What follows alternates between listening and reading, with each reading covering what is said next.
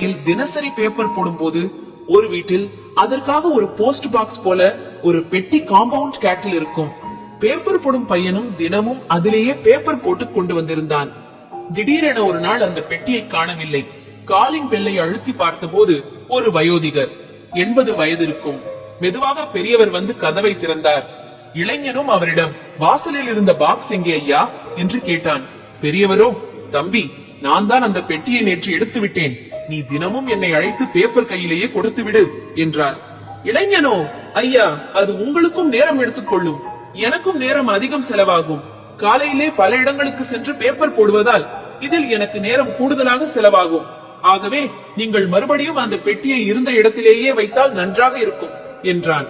பெரியவரோ, தம்பி, பரவாயில்லை, நீ என்னை அழைத்து கையில் பேப்பர் கொடுத்து விட்டு போ. வேண்டுமென்றால் நான் கூடுதலாக 500 ரூபாய் ஒவ்வொரு மாதமும் அதிகம் தருகின்றேன் என்றார். இளைஞனுக்கு ஒன்றும் புரியவில்லை. அவரிடமே காரணத்தை கேட்டான். அதற்கு பெரியவர், தம்பி, சமீபத்தில் என்னுடைய மனைவி காலமாகிவிட்டாள். நான் தனியாவே இருக்கின்றேன். எனது பிள்ளைகள் எல்லாம் வெளிநாட்டில் இருக்கின்றார்கள். என் மனைவி நெடுநாட்களாக மரணப்படுக்கையில் நோயாளியாகவே இருந்து இறந்து போனாள். நான் வளர்த்த பிள்ளைகள் எல்லாம் அவள் நோயாக இருந்த போதே கொஞ்சம் கொஞ்சமாக போனில் பேசுவதை நிறுத்திவிட்டார்கள். என் மனைவியின் மரணத்திற்கு கூட யாரும் வரவில்லை. நான் கஷ்டப்பட்டு வளர்த்த பிள்ளைகளுக்கும் நான் பாரமாகிவிட்டேன். நீயாவது தினமும் வந்து என்னை அழைத்து பேப்பர் தந்தால் நான் இன்னமும் உயிரோடுதான் இருக்கின்றேன் என்று அக்கம் பக்கம் உள்ளவர்களுக்கும் புரியும். ஆரம்ப காலங்களில் என் சந்தோஷம், என் தனிமை என சுயநலமாகவே சிந்தித்து அக்கம் பக்கத்தினர் வலிய வந்து அவர்களாகவே அன்பாக பேசிய போதெல்லாம் ஏதாவது உதவி கேட்பார்கள் என நானாகவே நினைத்துக் கொண்டு ஒரு கட்டத்தில் அதை தொந்தரவாக நினைத்தும் காம்பவுண்ட் கேட் என போட்டு அவர்கள் வருவதை முற்றிலும் தடுத்து விட்டேன். யாரெல்லாம் எனது நெருங்கிய சொந்த உறவுகள் என நினைத்தேனோ அவர்கள் எல்லாருமே துக்கம் விசாரித்தோடு கடமைக்கு என வந்து போனார்கள்.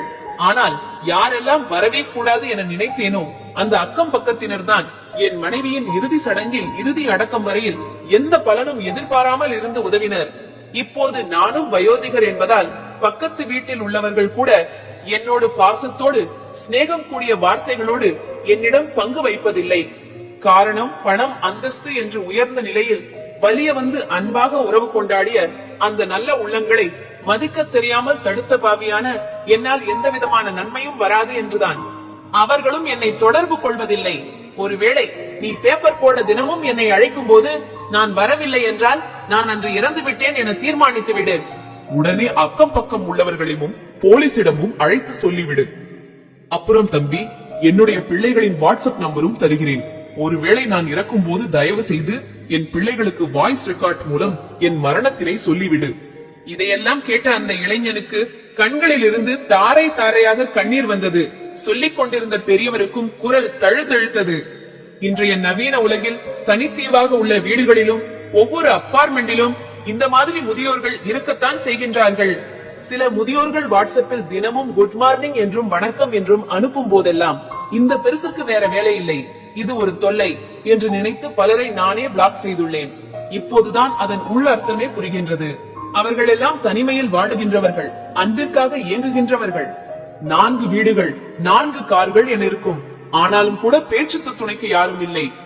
பேசாமல் தனிமையில் இருந்து அந்த துக்கத்திலேயே மரணத்தை தழுவியவர்கள் பலர். ஒருவேளை அவர்கள் நமஸ்காரம், குட் மார்னிங் என்று மெசேஜ் அனுப்புவதே தான் உயிரோடுதான் உள்ளேன் என்பதை மற்றவர்களுக்கு உணர்த்ததான் அனுப்புகிறார்கள் என்று இப்போது நினைக்கின்றேன். பச்சை இலைகளும் ஒரு நாள் பழுத்த இலைகளாக மாறித்தான் ஆக வேண்டும். உடன் இருப்போம், துணை இருப்போம், அவர்களுக்கு ஒரு நம்பிக்கையாய் இருப்போம். நமக்கும் ஒரு நாள் அந்த நம்பிக்கை கை கொடுக்கும்.